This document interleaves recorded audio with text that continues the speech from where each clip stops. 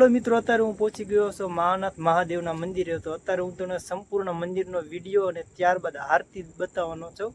તો તમે મારી સાથે વિડીયોમાં બન્યા રહેજો અને ચેનલમાં પહેલી વાર આવ્યો હોય તો ચેનલને સબસ્ક્રાઈબ કરી દેજો અને વિડીયોને બંને એટલો શેર કરી દેજો. તો જો આ રીતે આપણે આગળ જઈએ મંદિરે.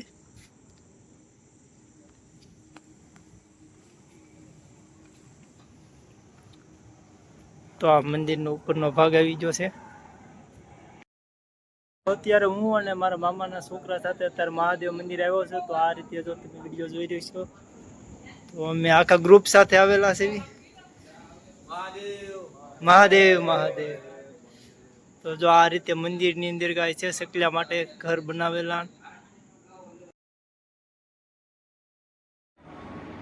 તો અત્યારે જે તમે સામે જોઈ રહ્યા છો તો આ મંદિરનું નાનું અમથું રસોડું છે.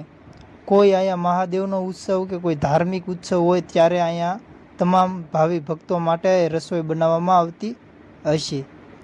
અને સામે અત્યારે જે તમને હું નાનું મંદિર બતાવી રહ્યો છું તે મંદિરની અંદર મેં પણ પહેલી વાર આવું સાંભળ્યું છે અને તમે પણ જોયું છે કે આ મંદિરની અંદર મહાકાળી માતા, હિંગળાજ માતા અને મેલડી માતાનું એક સાથે સ્થાનક છે.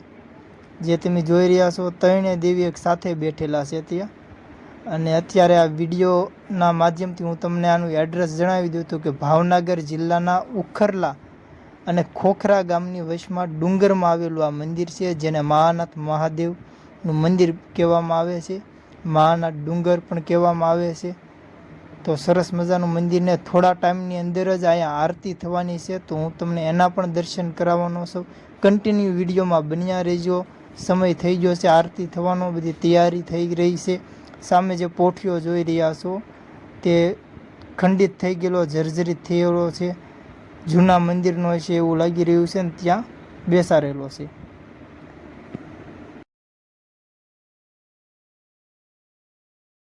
અત્યારે હું તમને મંદિર બતાવી રહ્યો છું. મંદિરની અંદર ત્રણ માતાજીનું એક સાથે છે, મેલડીમાં, મહાકાળીમાં અને હિંગળાજ માતાજી.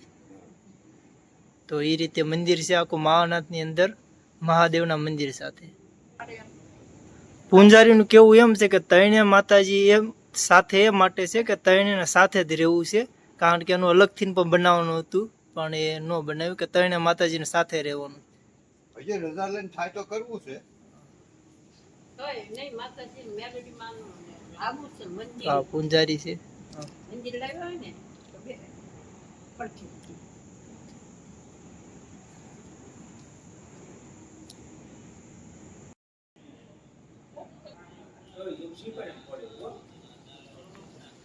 તો જો આરતીનું જે અલગથી નવું મશીન આવેલું છે ને એ આ રીતે મશીન છે, જે ઓટોમેટિક નગારું અને બેલ ને એ બધું વાગે એ રીતે. મેલડીમાં અને મહાકાળીમાં અને હિંગળાજમાંનું મંદિર બતાવી દીધું છે. હવે હું તમને ગાયત્રી મંદિર પર બતાવવાનો છું. તો આ રીતે ગાયત્રી મંદિર ઉપર છે, લાઈટ છે નહીં ત્યાં.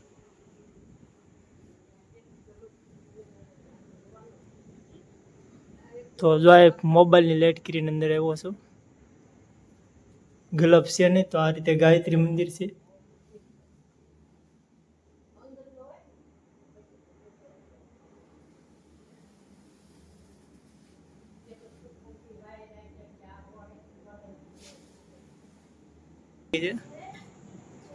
હવે હું તમને બતાવવાનું છું અમરગીરી બાપુની સમાધિ સ્થળ. જે તમે આ રીતે જો આ છે અમરગીરી બાપુનું સમાધિ સ્થળ.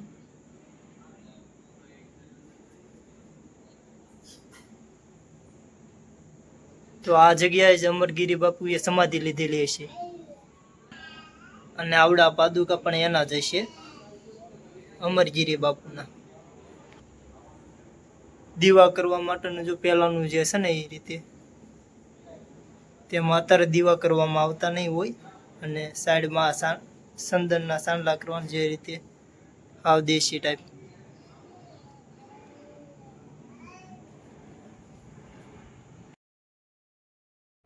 હવે આપણે મંદિરની અંદર જવાનું છે અને મંદિરની અંદર જઈને આપણે જે દેવી દેવતાઓના મંદિર છે તેના પણ તમારે દર્શન કરવાના છે. તો બહાર આ રીતે બેલ ને એવું આરતીના સમયે વગાડવામાં આવે એ તમામ વસ્તુ છે, બેલ છે, ઘંટ છે. અને હવે આપણે જઈશું મંદિરની અંદર. તો અહીંયા અનેક ભાવિ ભક્તો આજુબાજુના ગામના બેઠા છે મંદિરનું નામ છે જય મહાનાથ મહાદેવ મંદિર. હવે અંદર જતાં જ આપણે હરેક મહાદેવના મંદિરે જોયું એ રીતે નંદી અને સાથે કાચબો, જેને હિન્દુ ધર્મમાં પૂજા કરવામાં આવે છે અને સારું એવું સ્થાન પણ આપવામાં આવ્યું છે હિન્દુ ધર્મમાં. અને અહીંયા કાછો હોય છે જ્યાં મંદિરે નાગ નીચો હોય એની. તો નગારું સામે છે, જે અમુક મંદિરે અત્યારે હશે પણ નહીં, જૂના મંદિરોમાં હશે. તો અંદર જતાં જ બંને બાજુ આપણે નાના નાના દેવોના મંદિર જોઈશું.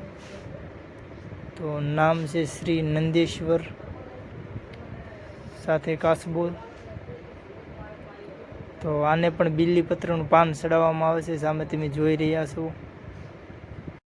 હરેક મંદિરમાં મંદિરની બંને બાજુ એક એક નાનું મંદિર હોય. તો અત્યારે તમે એ રીતે સામે જોઈ રહ્યા છો ગણેશનું મંદિર, એની સામે જોઈ રહ્યા છો હનુમાનજીનું મંદિર. તો એક સાઈડ છે ગણપતિ બાપાનું મંદિર, એક સાઈડ છે હનુમાનજીનું મંદિર અને વચમાં છે મહાદેવની શિવલિંગ અને મહાદેવ.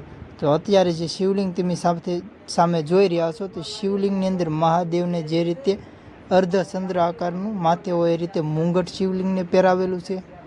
બાજુમાં ત્રિશુલ છે, ડમરું છે અને શેષનાગ છે, જે નાગ છે મહાદેવની ઉપર એ રીતે.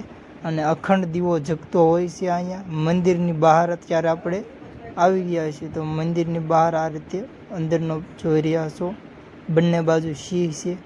અને આવા નગારા હવે કોક અમુક જે આ તમે નગારું જોઈ રહ્યા છો પહેલા જમાનું અમુક મંદિરે જ હોય છે હવે. બાકી હવે મેં તમને જે રીતે બતાવી રીતે આ ઇલેક્ટ્રિક જે રીતે બેલની છે એ ટાઈપ જ હોય છે.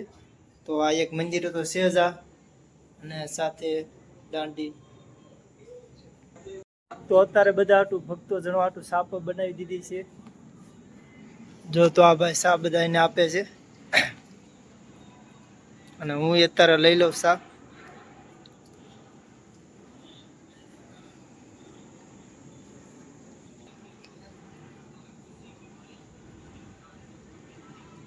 તો સા મને આપી દીધી છે,